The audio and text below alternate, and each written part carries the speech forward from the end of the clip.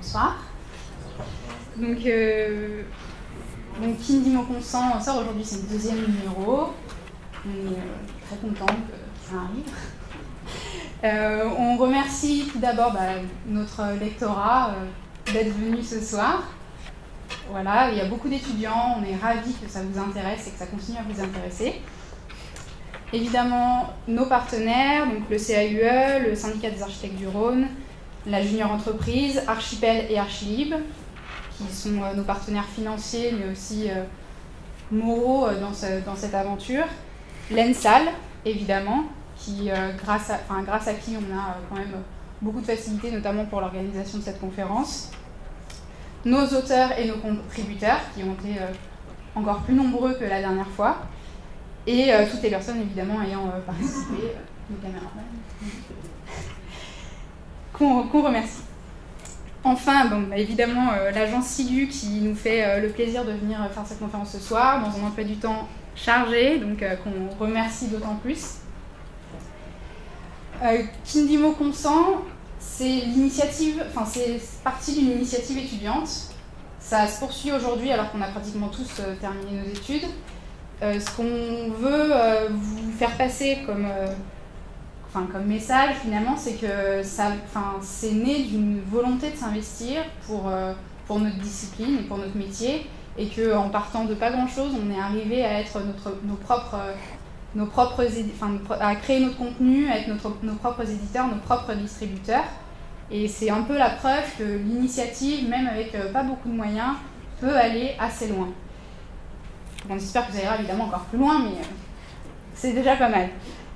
Et donc le principe, je pense que vous le connaissez et que si vous êtes là, vous le connaissez, mais c'est avant tout d'offrir une plateforme de discussion et de dialogue à des étudiants, à des personnes qui sont un peu plus expérimentés, qui sont des chercheurs, des architectes ou des enseignants, et de mettre à niveau égal finalement des idées qui nous semblent importantes sur des thématiques architecturales et transdisciplinaires, mais toujours actuelles, contemporaines.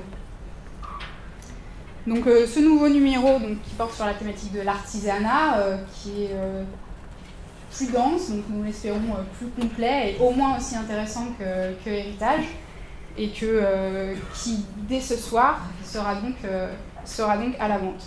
Donc pour vous expliquer un peu le déroulement de la soirée, mais que vous devez déjà connaître. Donc premièrement, une conférence de SIGU, dont la pratique nous a semblé se rapprocher très largement de la thématique qu'on avait choisie et qui nous avait intéressés. Ensuite, la première vente des numéros, donc les numéros normaux sont tous à 5 €, les numéros en édition limitée à 15 € qui sont agrémentés d'un marque-page qui a été fait par un métallier pour Kindimo Consent, donc il a expérimenté un petit peu sur la forme, sur la matière. Et enfin, pour ceux qui veulent nous suivre jusqu'au bout de la nuit, ensuite on continue au Gonzo Bar, vers Guillotière, vous connaissez. Et là, on pourra continuer à parler avec vous toute la soirée si vous voulez, il n'y a aucun problème. Donc voilà, à partir de demain, le Kindimo Consent numéro 2 sera en vente à Archipel, et à partir de la semaine prochaine, dans les librairies du Moniteur à Paris. Donc n'hésitez pas à faire passer l'information. Voilà, je vous remercie, je vous souhaite de passer une très bonne soirée, et puis je passe la parole à Claudia pour un petit mot de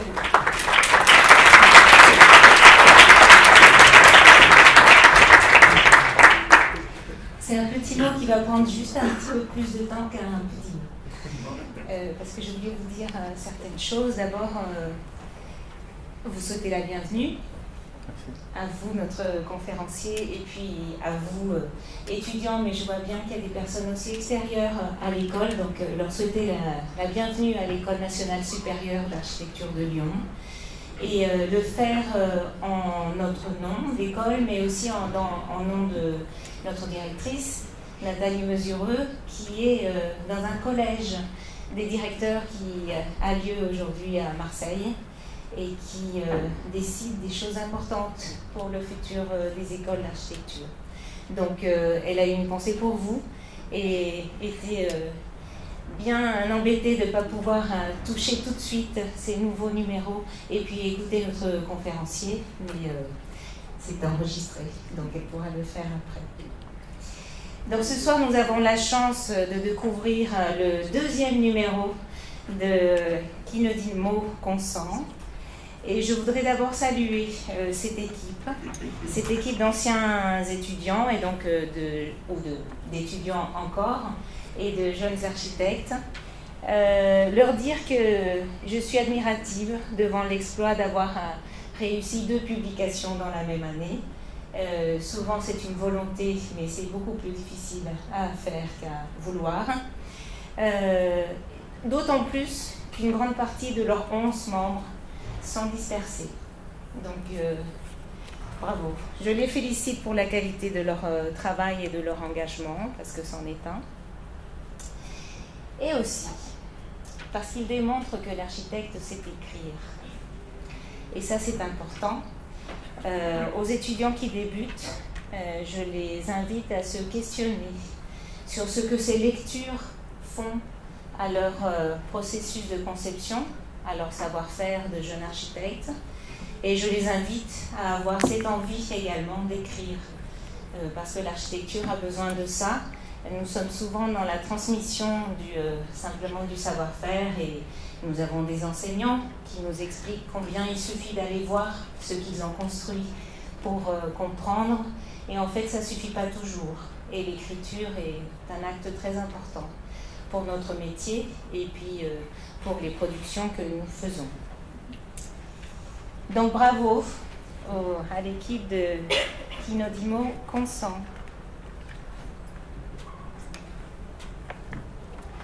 Alors dans ce deuxième numéro, comme vous l'aurez compris, la question est celle de l'artisanat. Et en lisant les éditos et quelques articles, puisque j'ai eu la chance de l'avoir un petit peu quelques heures avant vous dans les mains, on peut dire qu'ils ont bien creusé la question de la relation entre le processus et le produit. Et ça, ce sont 2 aspects d'une démarche personnelle qui est déjà et qui sera la vôtre, et que je vous invite tous à penser. C'est un peu une question récurrente de l'architecte. Nous avons la chance de recevoir ce soir Alphonse Sartou, jeune architecte du collectif Sigu. Et je crois que d'après tout ce que j'ai lu et vu, ce collectif est un très bel exemple d'un hybride ou d'une hybridation entre l'artisan, justement, le designer, l'architecte, le maître d'art, l'ouvrier et sans doute beaucoup d'autres choses. Et ça peut vous amener aussi à réfléchir sur vos futures collaborations. Je pense que la richesse de leur travail vient de cette ouverture à l'autre qu'ils ont. Donc je vais tout de suite lui laisser la parole et lui laisser nous raconter cette existence qu'il mène en tant que collectif et entre ces différents mondes. Mais je voudrais souligner avant tout mon admiration pour leur capacité à inventer et à rêver leur métier. Je pense que c'est un très bel exemple pour vous. C'est une capacité à entreprendre que peut-être on n'arrive pas toujours assez à vous donner, cette envie d'entreprendre, et que c'est très bien que vous la voyez par des exemples des gens de votre propre génération. Donc bienvenue à l'ENSAL et bonne conférence à nous tous. Merci.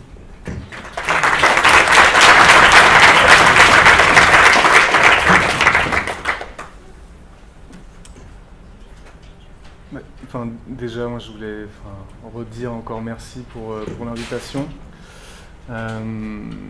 et aussi pour la qualité de la revue. Ce que je connais, des peu de revues étudiantes que je connais, je pense que c'est une des mieux faites, et en plus dont le contenu est assez pertinent. Donc bravo. Et puis peut-être pour commencer, je rebondirai sur ce que tu as dit en introduction sur le... on va dire ce besoin presque besoin ou de devoir d'action quand on est étudiant. Et je pense que nous, c'est quelque chose qui nous a... qui a un peu été le moteur aussi de ce qu'on est aujourd'hui, en fait. On a commencé en 2e année à l'école d'architecture de la Villette. À cette époque-là, donc on était déjà tous les 6 en 2e année. Il y a eu un moment, un peu une espèce de mouvement. C'était pas une prise de conscience, mais c'était une envie de faire quelque chose par soi-même, sans attendre forcément que l'école nous apporte les choses. C'est-à-dire que l'école offre tout un tas d'outils, de possibilités, et je pense qu'après c'est un peu à vous de vous en emparer. On a fait quelques conférences le mois dernier, notamment avec des étudiants sur la question du passage de l'école à la vie professionnelle. Et à plusieurs reprises dans la présentation, on s'est vu nous-mêmes dire le mot frustration. Et ça nous a amené aussi à réfléchir là-dessus, parce que dans les invités, il y avait quelqu'un qui était aussi architecte, mais qui en parallèle était professeur. Et de quoi vous étiez frustré, en fait. Et je pense que là, en fait, ce mot-là, pour moi, il signifiait plutôt presque une frustration personnelle de se dire putain, on a plein de possibles et on les utilise pas. Et donc voilà, simplement pour dire, je pense qu'il faut en profiter d'être à l'école pour tester plein de choses. Nous, c'est ce qui nous a permis finalement de commencer assez tôt, et pendant 4 ans, 3e, 4e, 5e, 6e année, d'être à la fois à l'école et en dehors de l'école, en train de mener des projets parallèles. Au début, il y avait un peu on va dire une attitude, c'était pas rebelle, c'est un grand mot, mais de se dire à l'école, on s'emmerde, il n'y a rien à y faire, on va faire notre truc dans notre coin. Et en fait, assez vite, on s'est rendu compte que ces deux choses-là devenaient complémentaires et s'enrichissaient l'une et l'autre. Et qu'au bout d'une année un peu de pratique, d'avoir un peu fait notre truc dans notre coin, ça nous a rassurés de se dire tiens, on est capable de faire des choses sans avoir des professeurs à côté de nous, sans avoir une école ou une structure. Une fois cette, on va dire, base de confiance acquise, revenir à l'école était beaucoup plus sain et facile. Je vais mettre le film en parallèle et continuer à vous raconter un peu tout ça. Donc concrètement, revenir à l'école était, pour moi, a pris un vrai sens à partir de ce moment-là. Qu'on venait chercher à l'école exactement ce qu'on voulait y trouver. Et du coup, pour moi, l'école a pris tout son sens. Et ça nous a permis à la fois de développer un projet très personnel dans ce collectif où la première des problématiques, c'était l'envie de construire en fait, et de fabriquer.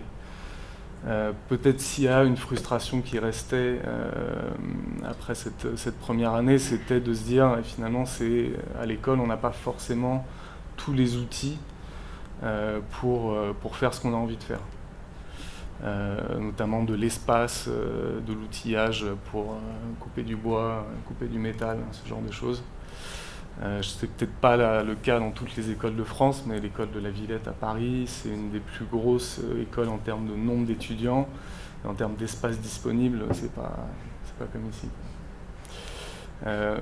Donc finalement, on a dû se créer notre propre outil de travail, notre propre contexte. On s'est créé aussi des rythmes, toutes les semaines on se retrouvait, on faisait des réunions tous les 6. Et finalement, ça a été déjà, ce collectif, pour nous, un lieu de discussion, en fait, un lieu d'échange.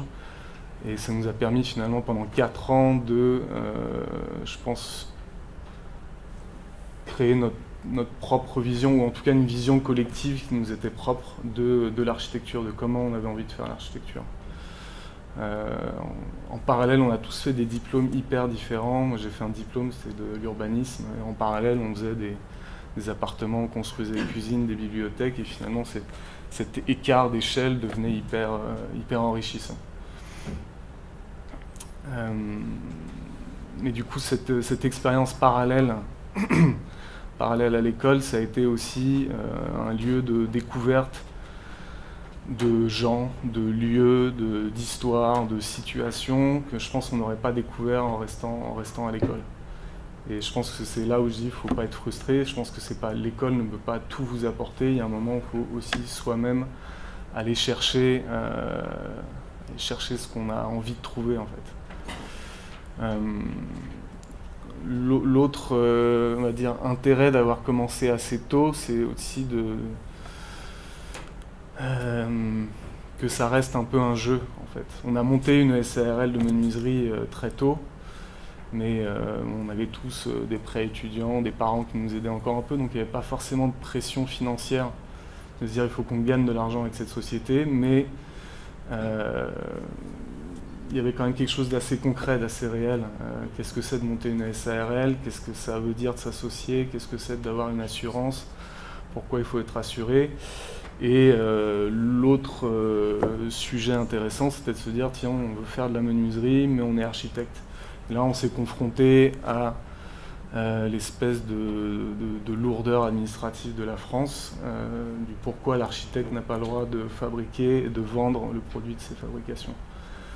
Donc voilà, on a appris tout ça, du pourquoi de la séparation, pas de l'Église et de l'État, mais un peu.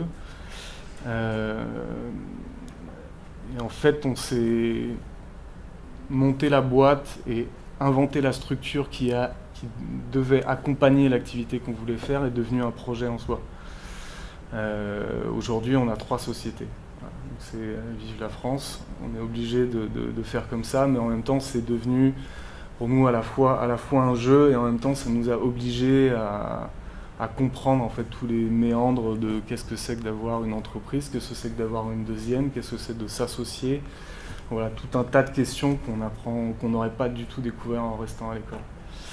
Je dis pas ça pour inviter tout le monde à monter sa société demain, mais je pense que c'est de l'expérience qu'on en a maintenant, je pense que c'est un vrai sujet en fait. Je prêche pas non plus pour que les études d'architecture soient professionnalisées ou professionnalisantes, mais je pense on est quand même on a tous été, enfin vous l'êtes encore, dans cette idée de je vais passer mon diplôme, je vais finir mes études et soit je vais aller bosser en agence, mais l'idéal peut-être serait d'aller monter ma propre agence. Et finalement on sait très peu qu'est-ce que ça veut dire d'avoir une agence. Aujourd'hui, je pense qu'on dans les formations de la HMO, on apprend ce que ça veut dire, mais ça reste des notions. Et l'idée même d'avoir une entreprise et qu'est-ce que ça veut dire d'être chef d'entreprise, c'est quelque chose dont on nous parle très peu et que nous, on est encore en train de découvrir au bout de 10 ans. Voilà.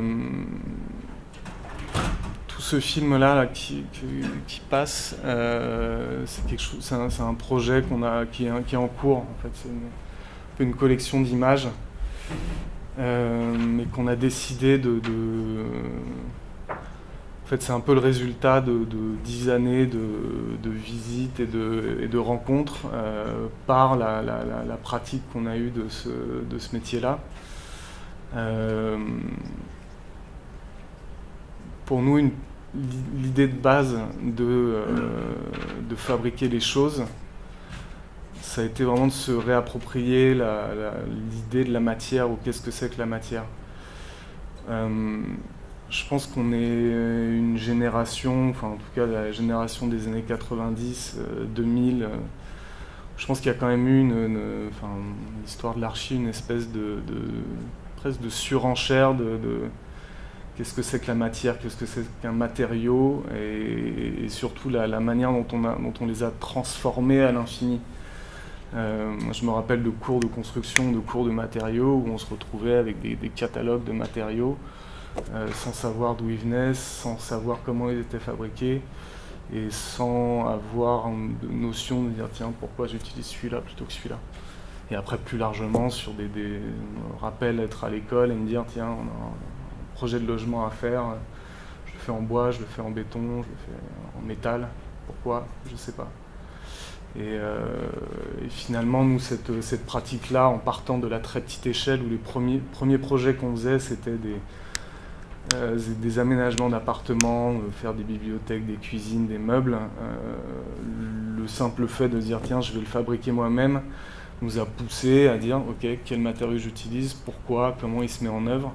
Et finalement, toute cette pratique-là, pour nous, ça a été un vrai apprentissage de qu'est-ce que c'est que la matière, en fait. Et c'est donc tout ce film-là et nous, en fait, des lieux qu'on a pratiqués, qu'on est allé voir en cherchant les matériaux qu'on voulait utiliser pour nos projets.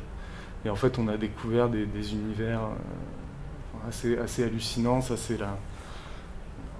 Repartir. Ça, c'est une carrière en Belgique, qui est la pierre qu'on appelle la pierre du Hainaut, qui est un lieu hallucinant et qui, en fait, pour nous, devenaient des vrais lieux d'inspiration où plein d'idées de projets finalement naissaient dans ces endroits-là. Et peut-être pour faire un parallèle avec la revue, aujourd'hui nous on est abonné à aucune revue, on ne lit pas les magazines d'architecture à part ceux-là. Parce que je pense que, après c'est très personnel, mais je pense que c'est pas là où les idées naissent, quoi. Et pour nous, les idées naissent beaucoup plus dans aller discuter avec ce mec qui est en train de porter des billes et en train de nous expliquer comment il faut couper le bois, à quel jour, à quel taux d'humidité, à quel moment il faudra le mettre en œuvre. Finalement, voilà, c'est dans ces échanges-là que nous, qu'on apprend le plus. Et du coup, par ces allers-retours, on va dire, de ces champs d'extraction des matières premières au bureau, derrière l'ordi, nous on s'est dit pourquoi dans la pratique classique de l'architecte il y a cette césure, je fais un dessin, je vais faire jusqu'au bout mes dessins détaillés, ensuite je vais voir une entreprise et je lui demande de réaliser ce que j'ai dessiné. Et puis là on se confronte à la réalité de dire non mais c'est trop cher, ça se fait pas comme ça, ça va pas être possible monsieur, et puis de toute façon on n'a plus le temps. Et finalement nous en travaillant les projets à la petite échelle, c'est des processus beaucoup plus souples, beaucoup moins administratifs que les processus d'architecture quand on fait des gros bâtiments. Ça nous a permis de jouer un peu avec ces temporalités du projet d'architecture. Et étant nous-mêmes les fabricants d'une partie de notre production, il y avait on maîtrisait le process de A à Z et finalement on s'est dit tiens, pourquoi en fait au lieu de commencer par dessiner à l'ordinateur, j'irais pas juste couper l'idée que j'ai en tête, la couper dans un morceau de bois et commencer à faire une maquette directement échelle 1. Je pense que, après c'est des processus qu'on n'avait pas l'habitude d'apprendre à l'école d'architecture de la Villette. Je pense qu'il y a des écoles d'archi où ça se passe comme ça. Mais pour nous, ça a été un vrai besoin et à la fin une espèce de comment dire, dernier mot, de certitude que finalement la matière, aussi bien que le questionnement sur les usages, devait être là dès le début du projet. Donc après ce film, moi je vais vous montrer un projet qu'on a fait récemment pour vous montrer un peu le processus de travail. Mais finalement, toute cette pratique-là nous a fait un peu revoir le questionnement de comment on utilise la matière dans le processus de travail, comment elle peut être génératrice de l'idée même du projet, sans que ça prenne le pas à la fin sur d'autres questions d'usage, d'économie, de technique, des choses comme ça. Mais pour nous, dans nos études, il y avait quand même une absence de ce côté hypersensible de l'architecture. Et je dirais que presque aujourd'hui, notre manière de travailler, si je dois faire un parallèle, c'est peut-être plus proche on va dire, du travail de sculpture, dans le sens où, tiens, on va prendre un matériau et on va développer le projet à partir de ça. Je pense qu'aussi des démarches plus, on va dire, d'artistes, où pour nous le projet n'est pas une fin en soi. Je dirais que le projet dans notre pratique est plus un moment de cristallisation d'un processus beaucoup plus grand qui questionne la pratique de l'architecture. Et peut-être sur la question de l'artisan et de l'artisanat, je pense que je dirais que la figure de l'artisan, pour nous, elle nous parle. Par rapport peut-être à tout l'industrialisation dont je parlais un peu au début sur le processus d'industrialisation des matériaux et finalement la perte totale de compréhension de la transformation des choses. Et finalement, quand on est face à un artisan, cette personne-là maîtrise totalement de A à Z son processus. Entre prendre un bout de bois et en faire un meuble, il peut vous raconter exactement toutes les phases de transformation de son matériau. Et nous, c'est cette proximité-là et c'est cette réappropriation de ce processus-là qui nous intéresse. Je pense que, on parlait de ça tout à l'heure avec Laurent sur la question aussi des technologies, peut-être notre approche aujourd'hui l'image de l'artisan, il y a un côté un peu archaïque, le mec avec son marteau et son ciseau qui coupe du bois au fond de son atelier. Je pense qu'aujourd'hui on a tout un tas de nouveaux outils qui arrivent qui permettent de re-questionner ce statut-là et ce statut de qui fabrique aujourd'hui, grâce à toutes des machines à commande numérique, on peut simplement, à partir d'un ordinateur et la machine, être dans un processus de production beaucoup plus court et beaucoup plus direct, où tout le processus d'industrialisation classique, très long, avec beaucoup d'étapes, finalement on perd à un moment une partie du contrôle de la production des choses, je pense, et j'espère, pourra se raccourcir. Sans dire qu'il faut absolument que les architectes demain soient aussi des constructeurs, mais je pense que ces outils-là peuvent nous apporter la possibilité, en tout cas, de retrouver une forme une manière de projeter beaucoup plus instinctive, en fait. Ça, je pense que c'était un mot qui est revenu assez souvent dans l'article, celui de l'instinct. Qui, je pense, est une chose, quand on commence à faire des projets d'architecture, disparaît au bout de la deuxième semaine. Parce qu'on a des clients en face, avec des plannings, avec des questions d'argent, des choses comme ça. Et pour nous, c'est quand même une manière de faire où on a envie, même manière qu'un sculpteur, jusqu'au dernier moment, peut dire tiens, j'ai envie de modifier ça. Nous, c'est cette possibilité-là qu'on aimerait continuer à garder dans cette manière de faire l'architecture.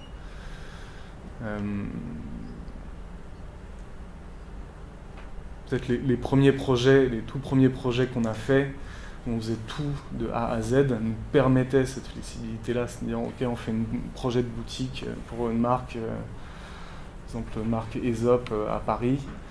Jusqu'au dernier moment, on était là sur le chantier la veille de l'ouverture avec le client à dire ah, tiens, ça tu peux me le faire un peu plus comme ça, je trouve que ce rendu de matière il est pas terrible, tu peux me le refaire, et finalement ça nous donne la possibilité d'agir jusqu'au bout.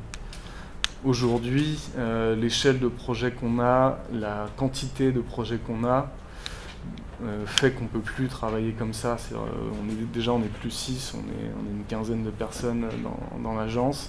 On n'a plus 3 projets, on en a une vingtaine. Donc finalement, le challenge aujourd'hui pour nous, c'est que ce processus de conception-réalisation, c'est plutôt arriver à faire grossir l'équipe de travail, recentrer exactement à quel moment le fait de construire les choses est important ou pas. On s'est trouvé sur des chantiers aussi à devoir faire des placards en médium parce que on dit ouais on va tout faire. Mais il y a un moment, faire des placards en médium, ça épanouit pas forcément l'esprit. Donc aujourd'hui on travaille comme des architectes classiques aussi. On dit tiens il y a des placards en médium à faire souvent dans les projets. Donc on fait appel à des menuisiers, on fait appel à des serruriers aussi. Simplement, cette manière de travailler là, artisanale, pour nous, il faut qu'elle soit absolument réintégrée dans le processus de conception. à partir du moment où elle va être, où elle intervient après la conception, pour nous ça n'a plus forcément d'intérêt. Le moment de fabriquer, pour nous maintenant, il est dès l'esquisse. À la fois, on va faire des dessins, faire des croquis, faire des maquettes, et commencer à faire des prototypes, faire des jeux d'échantillons de matière, faire des tests échelle 1, et finalement on avance on avance le processus de création de front avec l'ensemble des contraintes du projet données dès le départ.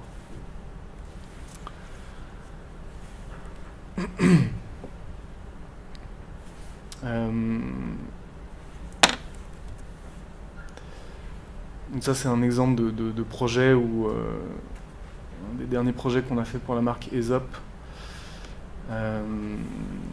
donc une marque de cosmétiques australienne qui existe depuis plusieurs années. Aujourd'hui on a fait 7 magasins pour eux. Ce projet-là est un projet qu'on a fait à Londres qui a ouvert au mois de juillet de l'année dernière. Et en gros, pour moi, ce projet est intéressant parce que c'est justement, il parle de cette nouvelle manière de travailler qu'on essaie de mettre en place. C'est à Londres, on peut plus se permettre d'aller passer 3 mois à Londres pour faire une boutique parce qu'il y a d'autres projets assis à gérer et qu'aujourd'hui, on doit aussi rester à Montreuil pour gérer l'ensemble des projets. Et c'est plus de dire comment on trouve les personnes pour s'entourer et travailler avec nous sur ces projets-là. Comment les artisans avec qui on travaille ne sont plus des artisans qu'on appelle quand il y a un projet, mais qui sont des gens avec qui on travaille sur le long terme. Et comment, pareil, on développe le processus de travail dès le début avec des tests échelle 1.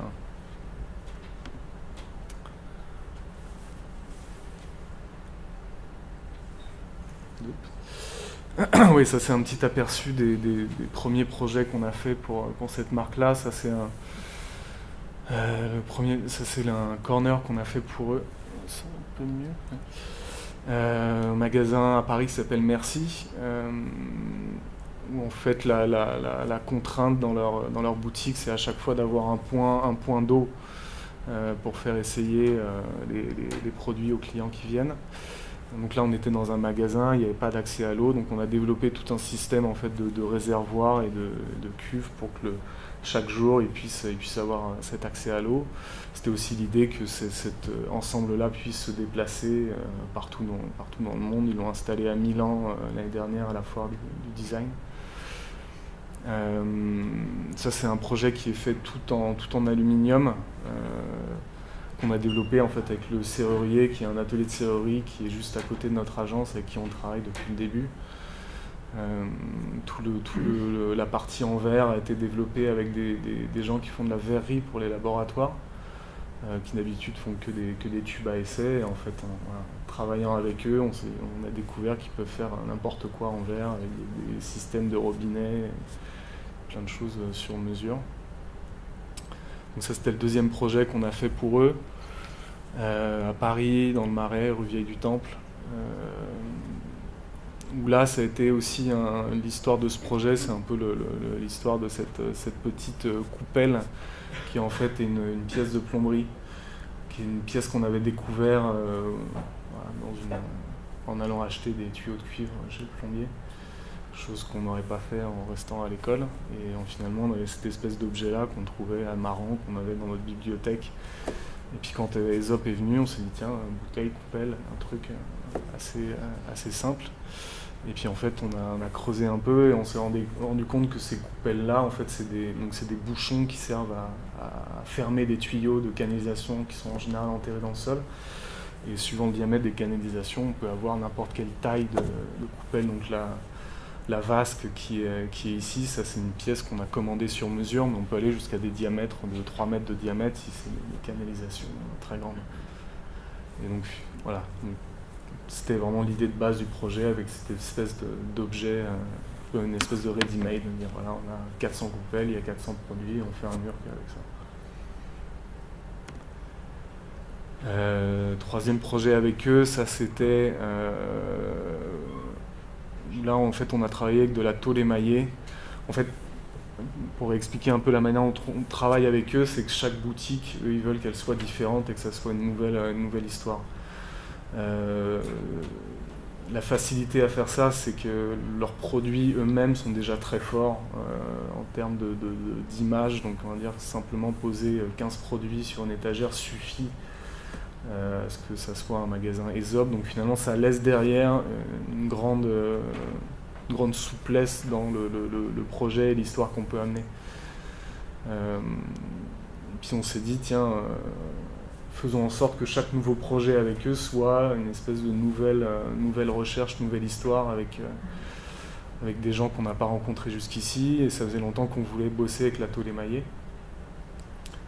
Et concrètement, à l'Atelier Maillet, il y a peut-être 3 ou 4 usines encore en France qui la produisent. Donc voilà, ça a été aller voir l'usine, aller voir comment ils travaillent, voir les contraintes de cette matière-là, et à la fin sortir ce projet-là.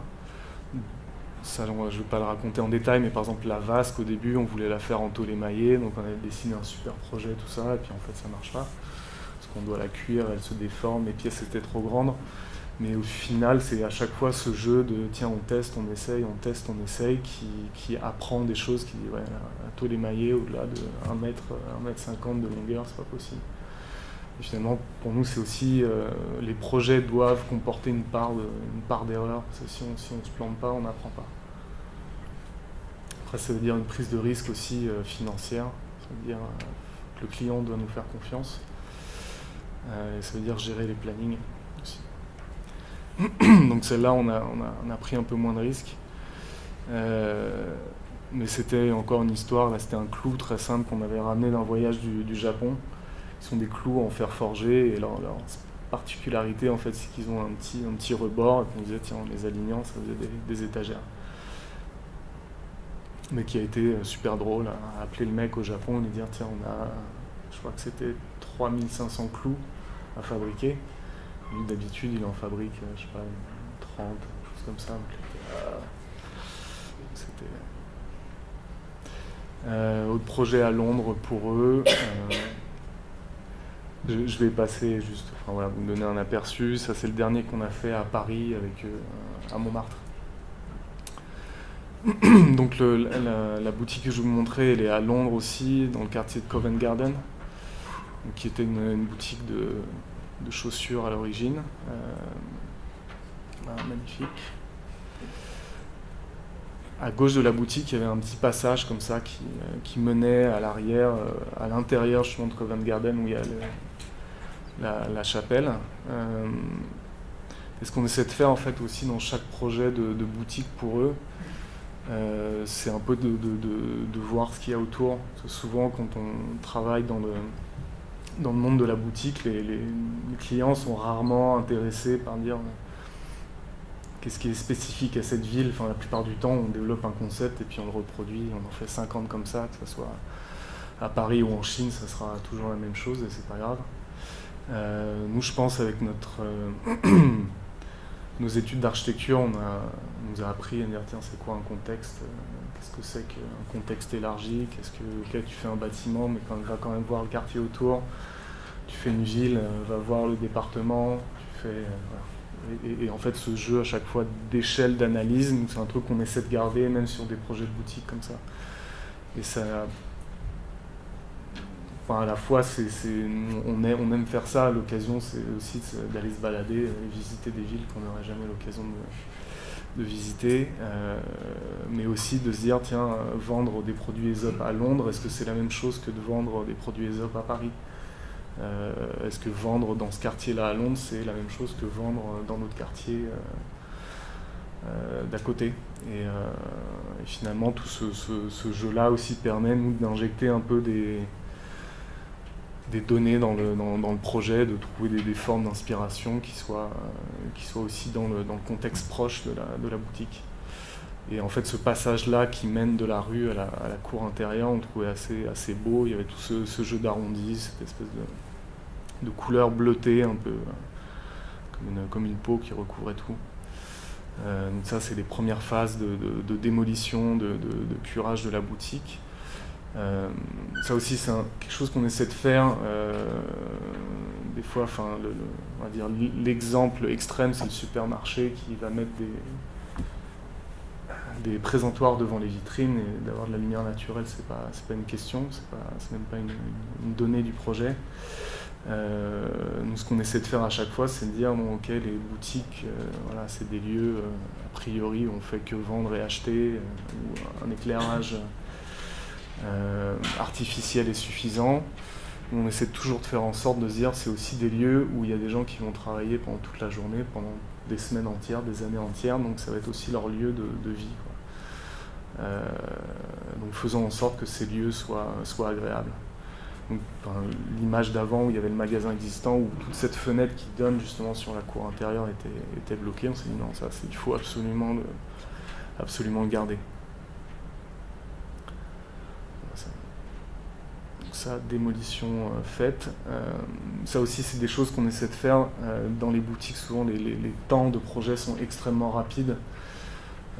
Les loyers étant extrêmement chers, on nous demande qu'en 3 mois, on ait fait et la conception et le chantier. Nous, on essaie de pousser toujours un peu pour avoir un peu plus de temps, mais aussi de faire des phases de démolition un peu plus tôt. C'est-à-dire qu'on à peine commencer l'esquisse, si on a la capacité d'aller sur place et de déshabiller le lieu, de voir qu'est-ce qu'il y a, est-ce qu'il y a des choses intéressantes existantes dans ce lieu, essayons de les garder, essayons de réfléchir aussi à l'économie de moyens. Et puis essayons de s'inspirer de ce qui peut exister. L'autre partie de la manière dont on développe les projets, c'est aussi à partir de beaucoup d'images. Donc ça peut être, on va dire que ce film-là est une espèce de référence constante qu'on a en tête. Ensuite, il y a aussi un jeu de dialogue qu'on crée avec les clients. Ce qui est assez agréable avec les gens de chez ESOP, c'est que c'est des gens qui aiment bien jouer à ça, en fait, qui ont envie qu'on leur raconte des histoires nouvelles et différentes à chaque projet. Et souvent, Denis, qui est le boss de ESOP, souvent nous envoie des espèces d'images comme ça, un peu énigmatiques. Des fois, il nous envoie des films sur YouTube de clips grecs, parce qu'il est d'origine grecque. Il dit tiens, tu vois, ce clip, cette chanteuse des années 60, tu vois comment elle chante, ça me plaît bien, j'aimerais bien que la boutique elle soit comme ça. Et là, pour ce projet-là, il dit tiens, cette pierre-là, elle me parle bien, cette forme, l'arrondie, tout ça. Donc après, nous, on répond avec des images comme ça. Et ça, par exemple, c'est une étagère qu'on a fait dans un projet précédent. D'hôtel particulier qu'on était en train de faire, où on avait rencontré 2 mecs complètement fous, qui sont des jumeaux qui travaillent que le plâtre, en fait. Et en fait, ils développent plein de techniques en mixant de la poudre de pierre, des résines, des retardateurs de prise, des choses comme ça, pour faire tout et n'importe quoi en plâtre. Et ce que je disais tout à l'heure pour nous les artisans, c'est pas des gens qu'on appelle au dernier moment, on leur dit tiens, j'ai ça à faire. Pour nous, c'est de dire, tiens, ces mecs-là, ils ont un savoir-faire, essayons de créer une relation sur le long terme avec eux et de voir jusqu'où on peut aller, qu'est-ce qu'ils peuvent donner, qu'est-ce qu'ils peuvent nous apporter. Et puis, dans cet hôtel-là, on avait, dans l'entrée, le client voulait un truc pour poser ses clés, et puis lui, il a dit, ah tiens, je peux te faire une étagère comme ça, ouais, tu vois, t'inquiète. On l'a laissé faire, et puis il est arrivé avec ça. Voilà, du coup, à partir de là est né plein d'idées. Ça, c'est une autre image de l'hôtel particulier où eux, ils faisaient tous les plafonds en plâtre brut. Ça, c'était une autre image qu'on traînait comme ça, un peu de projet en projet. On ne savait pas trop quoi faire. On trouvait ça assez inspirant. L'idée aussi d'arriver avec des motifs. Après, c'est des travail aussi collectif et intéressant pour ça, c'est quand il y a 6 personnes, voire plus autour d'une table, il y a tout un tas de choses comme ça qui arrivent un peu dans tous les sens. Et après, le jeu, c'est justement de les assembler et de créer une forme de cohérence. Voilà, après cette image-là qui un peu répondait au passage à gauche de la boutique. Autre image un peu de la Grèce, de cette pierre blanche qui était aussi l'inspiration un peu de la boutique qu'on avait fait dans le Marais.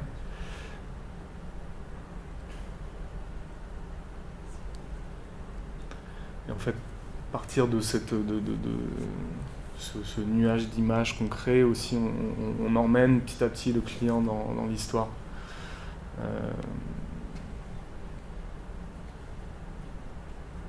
Et en fait, à la suite de ces images, on est arrivé à dire tiens, c'est cette matière-là, ce motif, ce bout de cuivre, le bout de verre, la bouteille. Et ça, c'était vraiment la première résultat du première discussion collective qu'on a eue. C'était pas des dessins ou des formes, c'était de dire tiens, c'est ça la palette de cette boutique-là. Et finalement, c'est un processus, on sait aussi qu'on essaie de tenir à chaque projet, c'est de se dire, de se donner des règles un peu comme ça, de dire tiens, il y aura 3 matériaux dans cette boutique.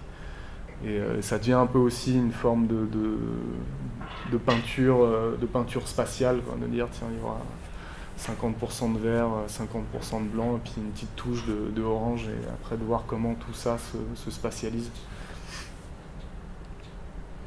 Voilà, des intentions comme ça, de croquis, mur d'étagère qui commence à naître en se disant tiens, il faut que ça soit sur un seul mur à gauche, avec la fenêtre au fond, la vitrine à l'entrée, comment la vasque elle vient, comment les tuyaux viennent sous cette peau. On fait aussi pas mal de dessins à la main, on utilise aussi beaucoup la 3D, les images, enfin, comme je vous disais, c'est essayer à chaque fois d'avancer avec plein de langages différents, ça permet aussi d'exprimer des choses différentes. Arriver avec des dessins à la main aussi de plus en plus précis.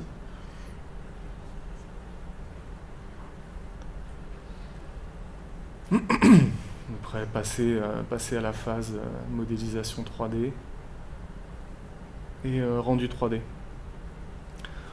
On montre cette image-là parce que c'est aussi on est des artisans qui travaillons aussi avec des outils de projection, enfin, que vous utilisez aussi, mais pour nous, enfin voilà, c'est juste ces 2 images-là. Pour nous, cet outil-là, il est vraiment intéressant parce que justement, il nous permet d'avoir une précision avec la matière qu'avant de maîtriser ces outils, on n'avait pas du tout. De dire, tiens, ça va être plutôt en chaîne ou plutôt en plâtre. C'est un détail, mais c'est juste pour parler vraiment de ouais, pour nous, c'est un vrai outil en fait sensible. Je pense qu'il y a eu beaucoup de discours sur le rôle de l'image en architecture, de dire que c'est vendeur, ça donne des images faussées du projet, tout ça. Pour nous, c'est un vrai outil de travail, et quand on arrive face à un client avec ça, avec des échantillons de matériaux et avec des plans de détail à côté, tout devient hyper clair et hyper cohérent. Donc ça nous permet d'avancer aussi. C'est un vrai outil de travail en fait, qu'on essaie de faire très très tôt. On dire tiens, voilà, c'est sur cette histoire de touche, de dire combien de quantité de cuivre on va mettre, où est-ce qu'il va être, comment on va l'utiliser.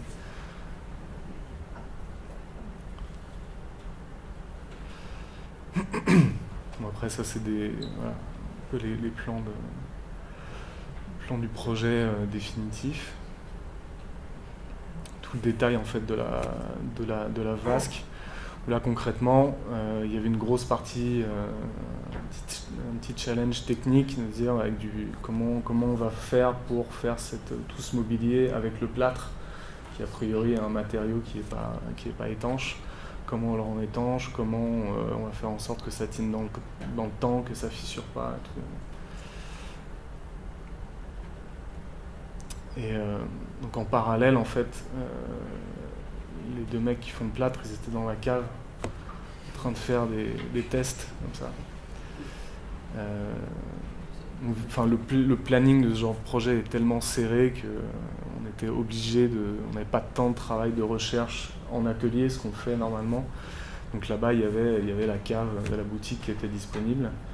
Et eux, ils sont français, donc ils se sont dit vas-y, on va dans la cave, on dort dans la cave et on fait des tests. Ok.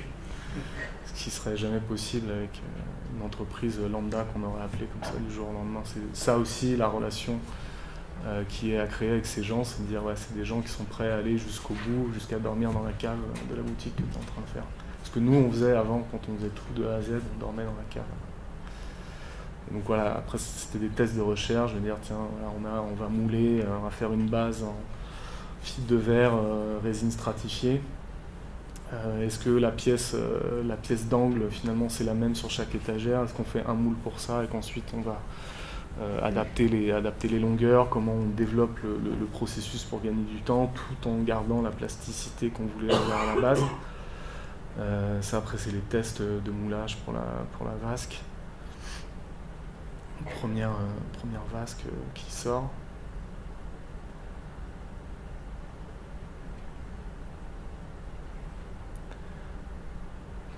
Voilà, enfin, du coup, ouais, c'était un gros travail in situ, en flux tendu, jusqu'à arriver à la solution où la résine stratifiée, la fibre de verre plus un tissu tramé était la solution technique la mieux adaptée.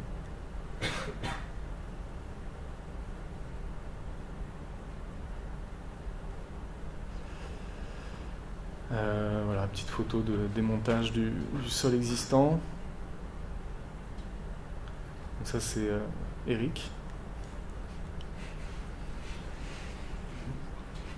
La cave, le travail du cuivre aussi.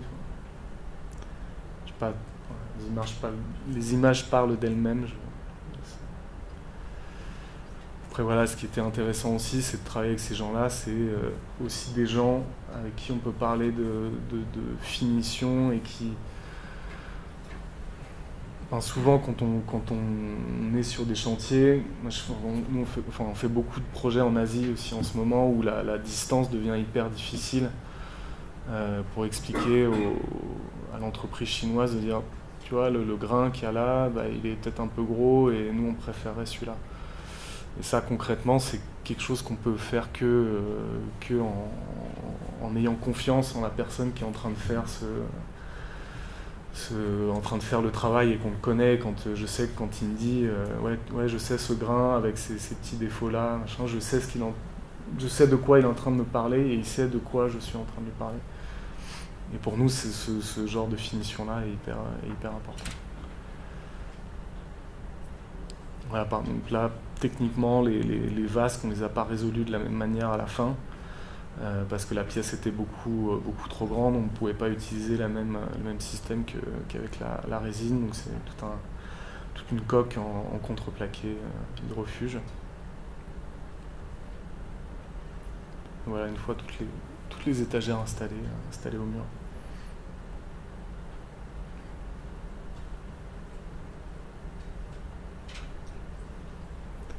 Nous, ce qui nous intéressait dans ce processus-là, on aurait pu faire finalement toutes ces formes-là découpées dans la mousse à la CNC, clic, on les sort toutes. Mais en fait, ce qui nous intéressait, c'était de bosser aussi avec ces deux artisans-là. Et plutôt que d'aller commander les formes en mousse à une usine qui fait de la découpe dans de la mousse, ouais, ça nous intéressait beaucoup plus de travailler, qu'il y ait ce dialogue-là continuel. Et à la fin, il y a toujours cette trace de la main, cette espèce d'imperfection-là dans l'angle qui reste. Et nous, ça, c'est des choses qui nous intéressent. Lire la trace de la main, je pense que c'est un des thèmes aussi des articles de la revue. C'est quelque chose qu'on aime bien. Non pas qu'on dit non aux choses complètement slick et faites par ordinateur, mais sur certaines, avec cette matière-là en particulier, pour nous, c'est son intérêt et sa qualité, c'est justement quand on sent cette mollesse, quand on sent la manière dont elle a été fabriquée.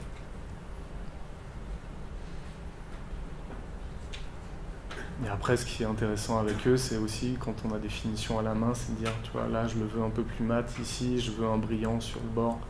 C'est tout ce travail qu'on ne pourrait pas avoir autrement.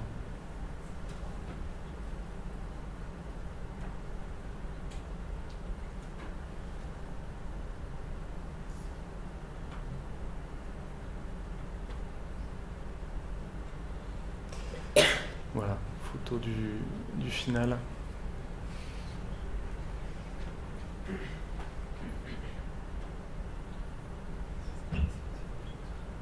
Voilà.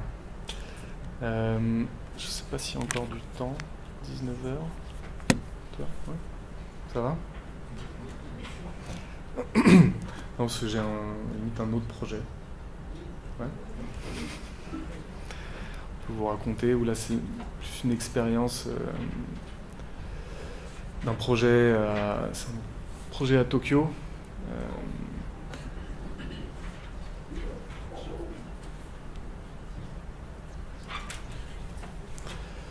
Donc un peu comme Aesop, ça fait 2 ans qu'on travaille pour cette marque qui c'est Isabelle Marant, marque de vêtements française qui ouvrait sa première boutique à Tokyo, dans le quartier qui s'appelle Omotesando, qui est on va dire les Champs-Élysées de Tokyo. Le site choisi en fait était une petite maison comme ça assez bizarre, qui était un peu japonaise, un peu suédoise. Toutes les menuiseries étaient faites en Suède. Ils y donnaient des cours de couture où ils fabriquaient des tapis à la manière suédoise, justement. Il y avait cette espèce de couleur jaune un peu inhabituelle. C'est des photos de l'intérieur.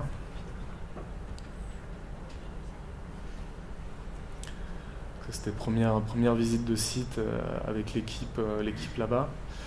Ce projet-là, il est intéressant pour nous aussi dans cette histoire de comment on fait, est-ce qu'on doit encore tout faire nous-mêmes? Donc concrètement, aller tout faire nous-mêmes pour une boutique de 300 mètres carrés à Tokyo, c'était, on va dire, techniquement, physiquement compliqué. Et du coup, ça a été de se dire, ok, on ne va pas pouvoir le faire, du coup, trouvons les bonnes personnes pour le faire. Et en fait, on s'est rendu compte qu'au Japon, il y avait une espèce de culture justement de l'artisanat qui est hallucinante. On a rencontré des gens, de la manière dont les gens nous parlaient de ce qu'ils faisaient, de leur rapport au travail et à la fabrication était quelque chose qu'on n'avait jamais rencontré avant en France. Et je pense qu'il y a un héritage culturel où je pense qu'on ne peut même pas comparer comment ils font ça. Des fois on se dit une telle précision, une telle patience. Je pense que c'est juste impossible de se dire on va arriver à faire pareil ici. Mais du coup voilà, ça a été aussi une rencontre hyper enrichissante sur une culture de la fabrication des choses qui était gros respect. Ça c'était des images de rêve un peu dans la même manière que Aesop. Toute cette maison avait une structure en bois, petite maquette de recherche. Temporellement, c'est venu un peu après ces images-là. C'est ça, de la même manière que la boutique Aesop, on a dit ok, tu démolis tout et on va voir ce qu'il y a. Celle-là, on a dit démolis tout, on va voir ce qu'il y a. Et il y avait cette espèce de structure en bois assez impressionnante. Pas forcément belle, mais il y a une espèce de densité. Il y avait une densité là-dedans qu'on trouvait assez intéressante. À cause des risques sismiques au Japon, ils sont obligés de renforcer les structures et finalement de mettre beaucoup plus de bois que ce qu'il faudrait. Donc là, on est à l'étage de la maison et on trouvait intéressant aussi de se dire c'était une maison, gardons cet esprit de la maison avec ses pièces, avec ses dimensions de chambre, de salle à manger, de cuisine. Essayons de garder cette trace-là, tout en ayant cette espèce de transparence qu'on gardait, et du coup d'avoir une lecture aussi, de se dire tiens, le magasin continue jusqu'au fond. Donc voilà, on a décidé vraiment de travailler avec ça.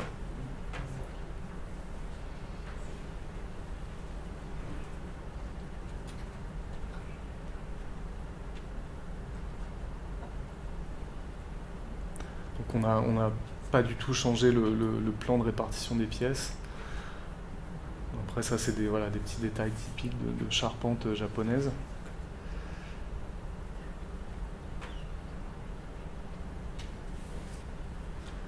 Donc l'idée c'était un peu de comment garder cette brutalité là tout en créant un peu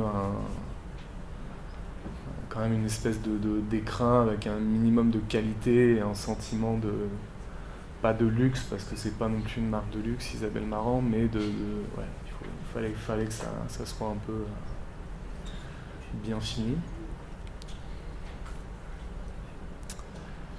ça c'est un peu, voilà, donner une vue un peu globale du projet, où en fait on est venu vraiment s'accrocher à la structure existante, travailler par points comme ça et venir insérer des volumes à l'intérieur de cette structure-là.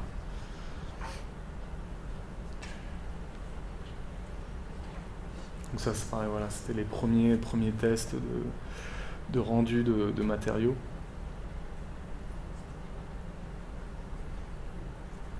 Là, ça c'est toute une partie de dessin technique en fait, qui était fait donc par il y avait un architecte local là-bas à Tokyo avec qui donc, on a travaillé, on a développé tout le projet. Ça, on voulait vous le montrer parce que je pense ils ont une qualité de dessin qui est assez appréciable et à le pousser en fait dans le détail. Et pour nous aussi, ça a été la condition qui a fait, on s'est dit, on a en face de nous des gens qui savent ce que c'est un détail, qui savent ce que c'est de dire ok, j'ai une tôle d'acier avec un rayon de cintrage de 3 mm, jusqu'à aller et finalement être conscient de l'impact que ça aurait à la fin sur le design de la boutique.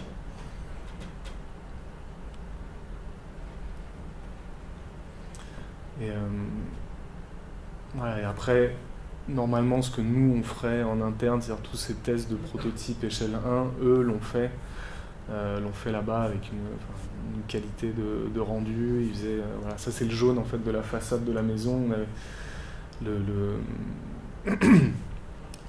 japonais qui gère la boutique là-bas a dit non, je veux garder cette couleur jaune parce qu'au Japon il y en a nulle part ailleurs, et du coup ça sera la maison jaune. Du coup on a fait 15 tests de jaune, du jaune comme ça. Trouver aussi des manières au Japon il y a très peu d'isolation en fait sur les murs, c'est pour ça aussi que souvent on est impressionné par la finesse des maisons japonaises, c'est que en termes d'isolation 5 cm suffisent.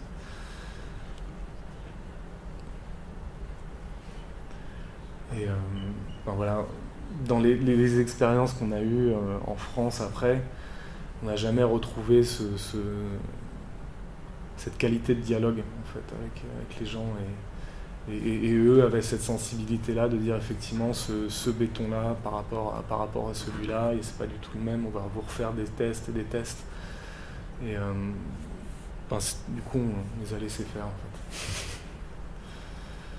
Au début, on était un peu inquiets, comment ça va se passer, et puis en fait, à un moment, on s'est dit, ça c'est le propriétaire de la boutique qui a mis une chemise jaune pour choisir le jaune de la boutique. Mais c'était assez beau à voir l'implication de tous ces gens dans le projet. L'expérience qu'on a, c'est que souvent, quand on a fait des projets en France, c'est quand même une espèce de nonchalance générale sur les chantiers, dans la manière dont les ouvriers se comportent, dans la manière dont ils peuvent eux-mêmes parler de leurs pratiques. Je pense qu'il y a une grosse histoire du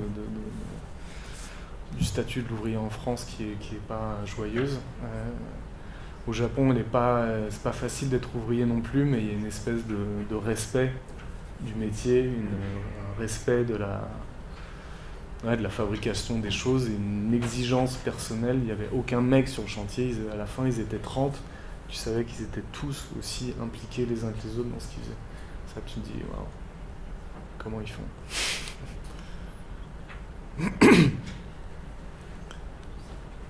Et il y avait une manière de travailler avec nous qui était, des fois il y a des détails auxquels on n'avait pas pensé, où nous suggérait des choses où habituellement les entreprises passent sur les détails. Ok, il n'a pas dessiné ça, ben on va le faire comme ça, et puis c'est pas grave. Donc là, c'était, non, ils nous envoyaient un croquis, ils disent je pense que vous avez oublié de dessiner ça, nous vous suggérons ça, avec tel rendu, tel rendu.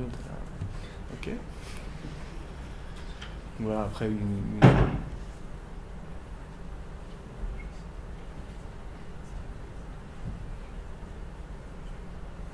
c'était toutes les planches d'échange sur comment on renforce la structure, comment on la modifie.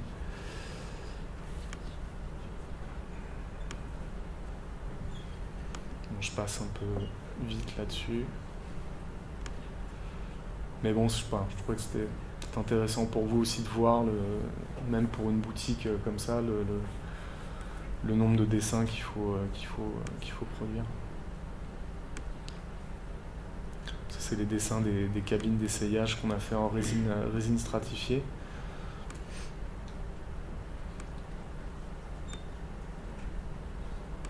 Donc finalement, je dirais que ce projet-là s'est fait d'une manière beaucoup plus classique dans la manière de travailler. Et du fait de la distance, et aussi parce qu'en face, on a eu quelqu'un en qui on a eu une confiance sans faille. Et aussi quelqu'un qui avait une sensibilité sur les finitions et les détails.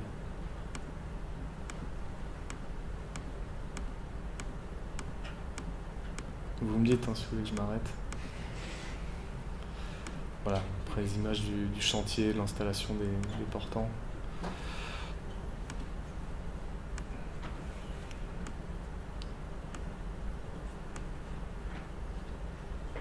Réfection de la façade, l'escalier. Ça, c'est des assises nous on a fabriquées en France, parce qu'au Japon, ils n'avaient pas cette paille. Donc il y a certaines choses qu'ils ne peuvent pas faire non plus, ils ne peuvent pas tout faire. Voilà, ça, tout le travail de la résine. Où là-dessus, on avait quand même sur la résine envoyé on avait quand même produit, nous, des échantillons qu'on leur envoyait pour modèle et qui reproduisaient derrière.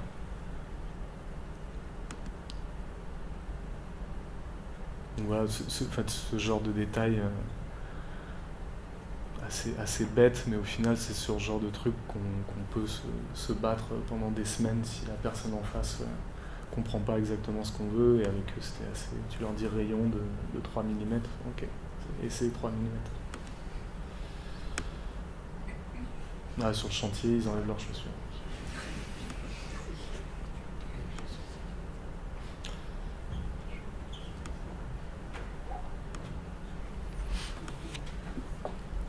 Façade terminée, ouvrier content. Voilà, ça c'est les images de la boutique terminée.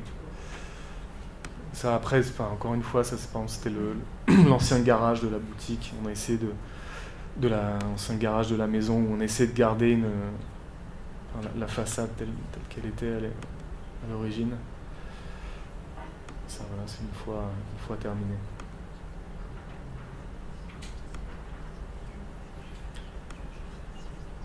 Donc concrètement, on a dû aller 5 ou 6 fois sur place là-bas pendant le chantier pour vérifier, discuter avec eux, caler les détails. Parfois venir nous-mêmes avec des échantillons aussi.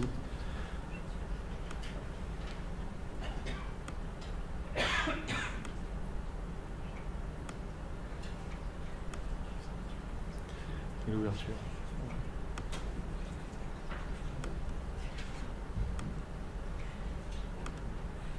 Voilà.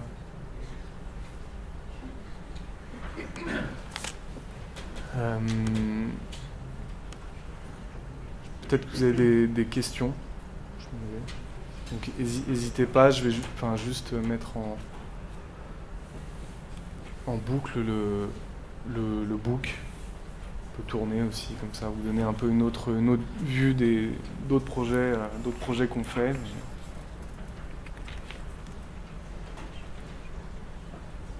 Allez, courage.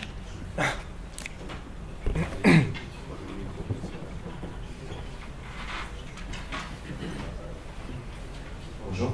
Une question toute simple en fait. Vous n'avez jamais eu envie avec votre savoir-faire de mettre au profit une échelle plus grande sur des maisons, sur des bâtiments? Les projets que vous présentez, c'est votre agence sont souvent réduits. C'est pas l'archi d'intérieur, c'est pas forcément c'est vulgaire, mais ça se rapproche des petites échelles. Vous n'avez jamais eu envie de faire des bâtiments ou des équipements publics, même des petites maisons.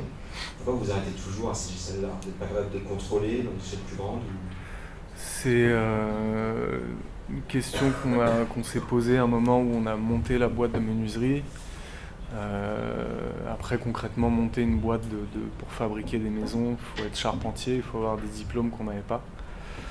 Donc ça, c'est le premier frein là-dessus. Et ensuite, c'est aussi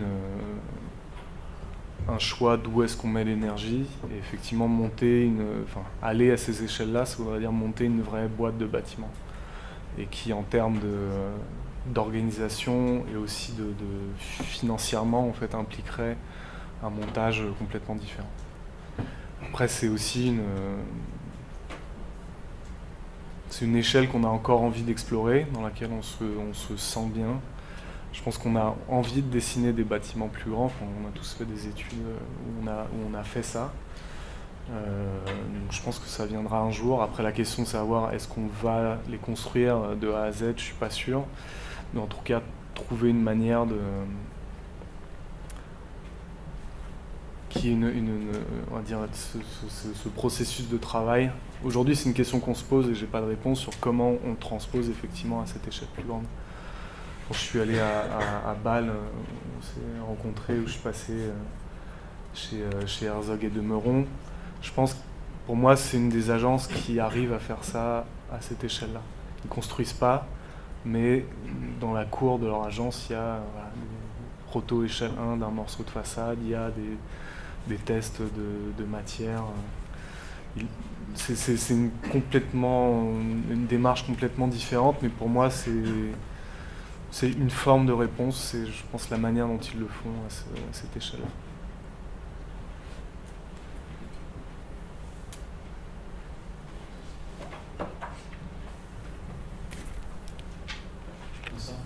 Bonsoir. Donc on vient de parler de l'échelle du projet. Moi j'ai une question sur l'échelle de l'agence. Au départ vous disiez que vous étiez 6, qu'il y avait une démarche de recherche, de conception à plusieurs, etc. Donc quand on est une petite agence, quand on a très peu de gens dans une équipe, on a un rapport horizontal avec ses collaborateurs. Quand maintenant vous êtes plus nombreux, donc une quinzaine si je me compris, il y a tout de suite des idées de hiérarchie. Comment on continue à faire l'artisanat, comment on continue à fabriquer, plus que concevoir, quand on est plus nombreux, est-ce qu'il y a un conseil critique, est-ce qu'il y a une échelle c'est une vraie question aussi qu'on se pose. On va dire le changement d'échelle de l'agence, du nombre de gens est une résultante du nombre de projets qui arrivent. Donc ça, c'est un vrai choix où on va dire à un moment on peut pas dire non à des projets qui arrivent parce qu'on a besoin de projets, on a besoin de faire rentrer de l'argent. Après, il y a une histoire de taille critique, effectivement, à partir de quelle échelle finalement on devient tellement hiérarchisé et on crée tellement de couches dans l'agence parce qu'il y a 300 personnes dedans. Je pense pas. C'est une question qu'on se pose souvent. J'ai pas encore la réponse, mais je pense pas que ça soit, on va dire, imbriqué. Je pense pas que ça doit avoir de résultante sur la question de oui ou non, on doit continuer à fabriquer. Non, je pense l'exemple d'Herzog et de Meuron, ils fabriquent pas eux-mêmes, ils sont dans une autre échelle. Mais pour moi, il y a toujours une forme ils sont 300 personnes, et il y a quand même toujours une forme de recherche, d'expérimentation et de laboratoire de recherche avec des outils qui ne sont pas que l'ordi, la maquette. Et, ils se donnent les capacités aussi de faire des recherches à d'autres échelles. Je pense qu'on est dans un processus aussi où on apprend à structurer l'agence, où on a bossé pendant 8 ans à 6, où finalement ce modèle-là aussi, c'est pas évident à gérer. Enfin, c'est-à-dire 6 associés, organisés de manière horizontale. On a testé pendant 8 ans plein de manières différentes finalement de se répartir les tâches, parce qu'à un moment sur la partie créative, on y arrive assez bien.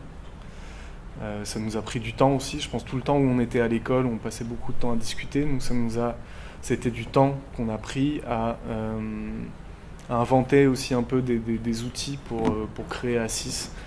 Dire, ok, on va pas discuter pendant une semaine du projet, ça sert à rien. À un moment, il faut trancher, il faut qu'il y ait une décision qui soit prise.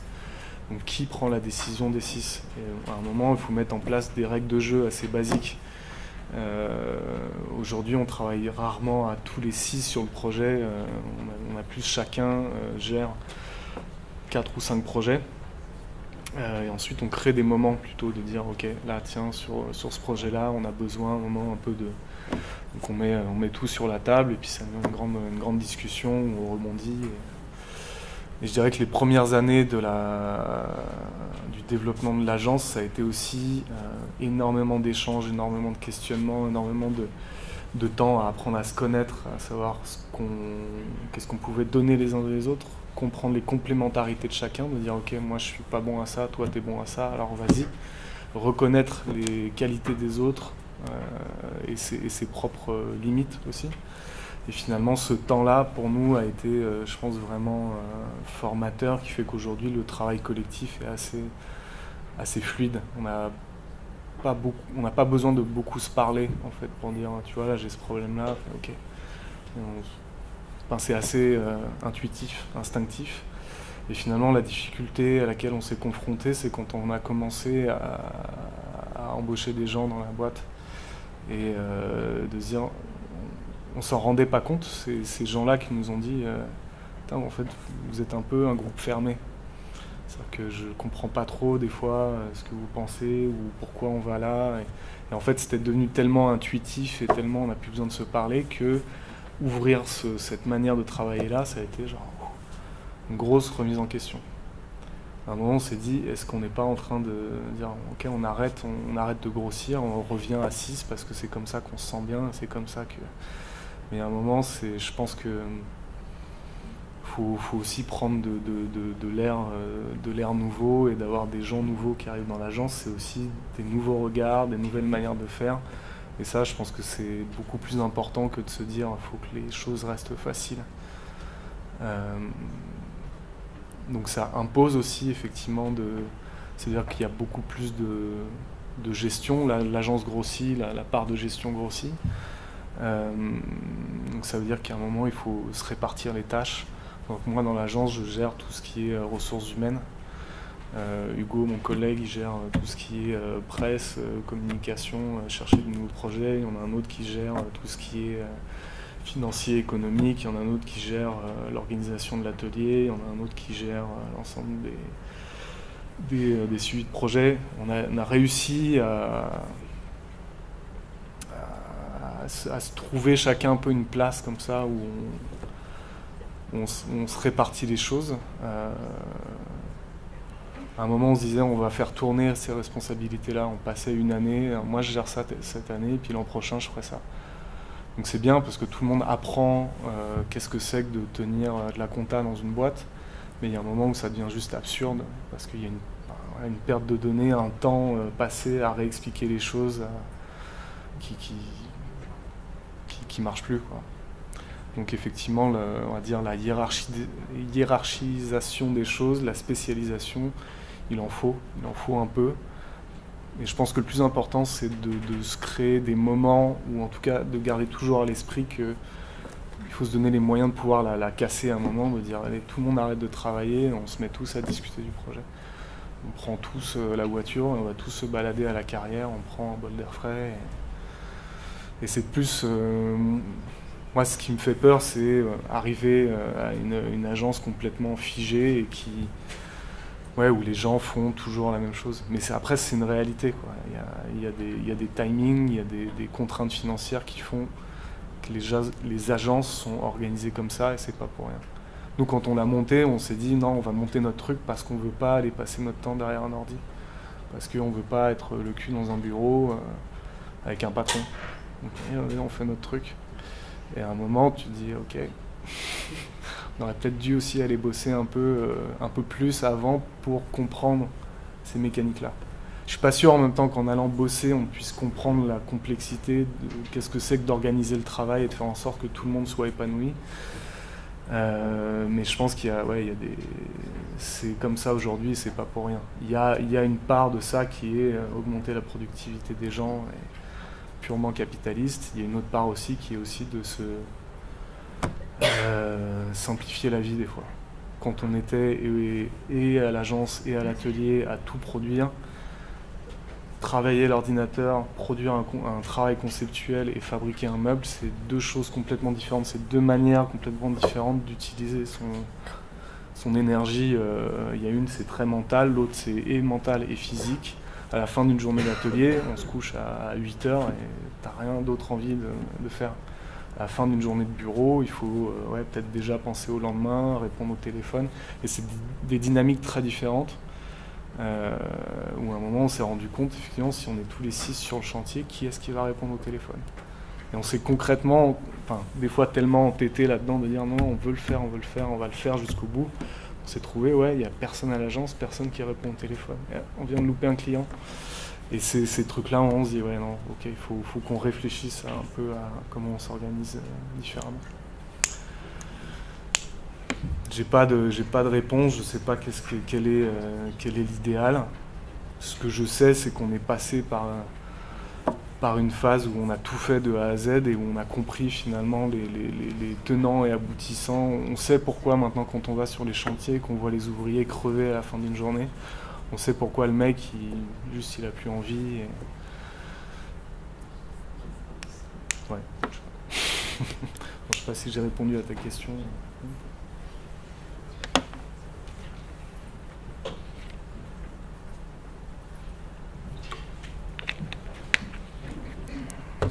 Bonsoir. Je tiens un peu répondu avec la question précédente. Pourquoi vous utilisez le terme en fait, de collectif et pas celui d'agence? Parce qu'à la base, on s'est défini comme ça. On utilise un peu les deux termes, mais pour nous, c'est collectif parce qu'il y a 6 personnes et aujourd'hui, il y en a 15 et chaque personne a son mot à dire. Pour nous, quand on parle d'agence, on a plus... c'est un terme qui nous parle moins.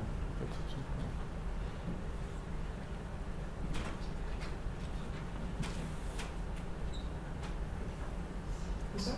Vous avez dit que vous aviez 3 entreprises, donc la télémenuiserie, l'agence, le collectif. Et donc déjà, c'est quoi la troisième? Et aussi, en fait, au quotidien, qu'est-ce que ça implique de jongler, pour une personne, par exemple, dans l'agence, comment, parce que vous dites c'est difficile de jongler, par exemple, entre quelque chose de complètement conceptuel et mental et entre le travail mental et physique. Donc, qu'est-ce que ça implique pour une personne qui doit faire partie... est-ce qu'une personne qui fait partie de l'agence fait partie forcément des 2 autres entreprises? Oui. Non, mais c'est une bonne question. La troisième, en fait, c'est ta architecture, menuiserie. En fait, c'est une boîte qui sert à relier les deux. C'est purement administratif. Ensuite, la réalité, pour nous, ces boîtes-là, ça a été des outils qui nous permettent simplement de dire « Ok, j'ai fait une table, je veux la vendre ». Et la structure de menuiserie, à un moment, elle nous permet de vendre ça. Elle nous permet d'être assurés pour faire ça. Mais dans la réalité des faits, moi, je suis à l'ordi, je me dis « Tiens, j'aimerais bien aller couper du bois », et je vais couper du bois. Et après, concrètement, on a une personne qui bosse depuis plusieurs années à l'agence, qui lui a une formation d'ébéniste. Lui fait que de la fabrication, mais il a un savoir-faire que nous on n'a pas. On a appris, on est un peu des bricoleurs expérimentés du dimanche. Lui, il a une maîtrise des matériaux et des résolutions de projets qu'on n'a pas, quoi. Je sais pas, ça répond à ta question, plus ou moins. Et après, niveau formation, c'est vous êtes allé chaque fois demander à des personnes différentes ou vous avez certains artisans référents vraiment qui vous avez ça c'est une question intéressante parce qu'on est aussi arrivé à un point il y a quelques années où on avait un peu épuisé toutes nos connaissances en bricolage. Et il y a justement Isabelle Marant nous a fait la réflexion de dire mais Elle trouvait ça chambé qu'on fabrique aussi ces cabines d'essayage en résine avec du chêne et tout ça. Et un jour, elle a dit, mais est-ce que vous ne pensez pas que vous vous limitez aussi vous-même par finalement votre champ de connaissances et c'est vrai, à la fois, on avait étant pas éduqués comme des menuisiers, on avait une manière de considérer le bois complètement différente. On faisait des tables avec du bois de charpente, par exemple, le bois gris de charpente, alors qu'un menuisier va te dire non, jamais une table, tu la feras avec du bois de charpente parce que c'est une autre qualité, le bois il va vriller, il va bouger. Et nous, en même temps, c'était ces trucs-là qui nous intéressaient, c'était toutes ces imperfections-là. Donc on avait un regard un peu différent sur cette pratique-là de la menuiserie.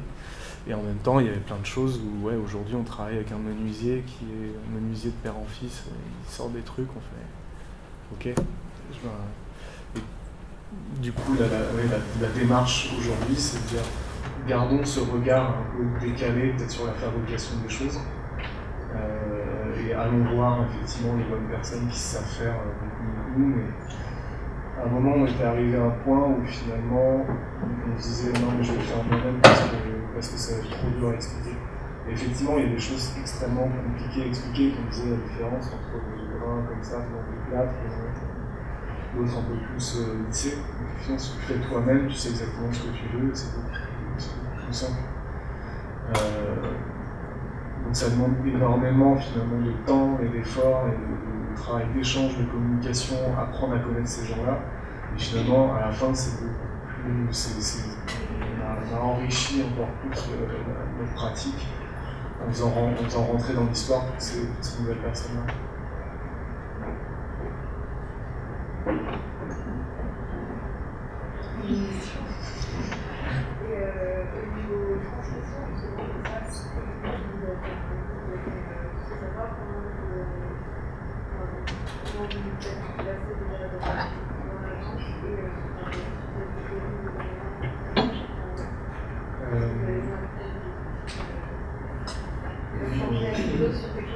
On n'en est pas encore là.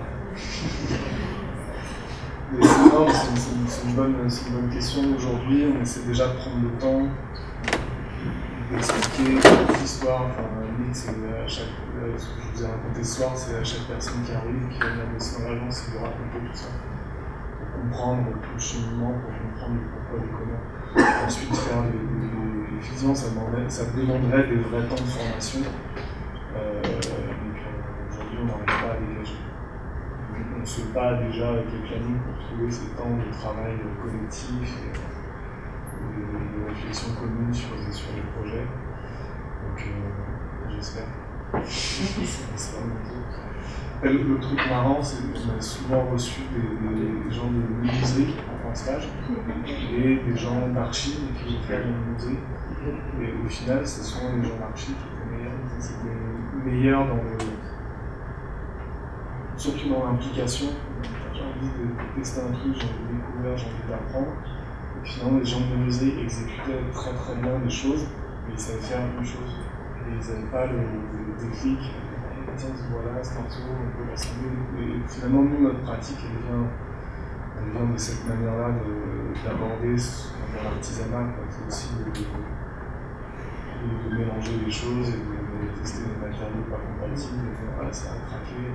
Voilà, c'est un truc qui est bizarre, qui va mettre de ça et qui va donner à notre projet. On se fait une dernière question rapide et après moi je suis désolée, je vous pose une question pragmatique. Vous avez parlé d'argent.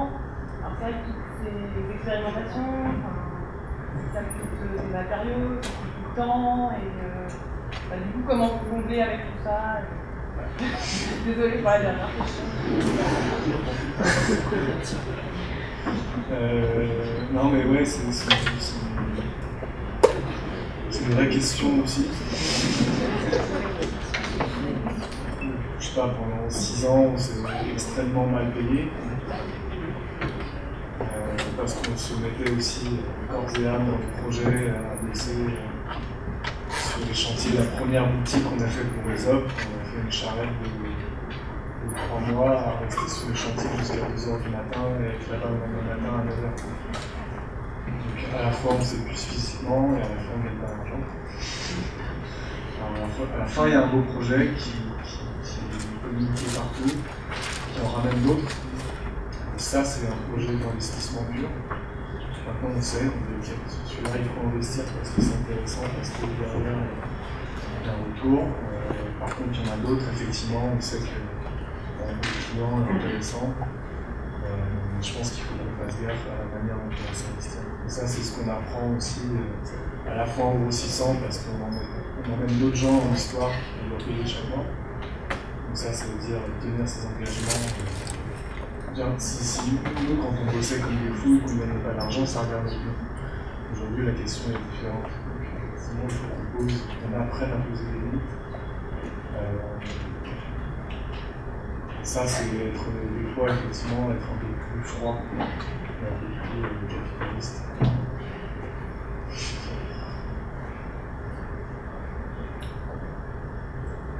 C'est bon, pas bien. Merci beaucoup. Je pense que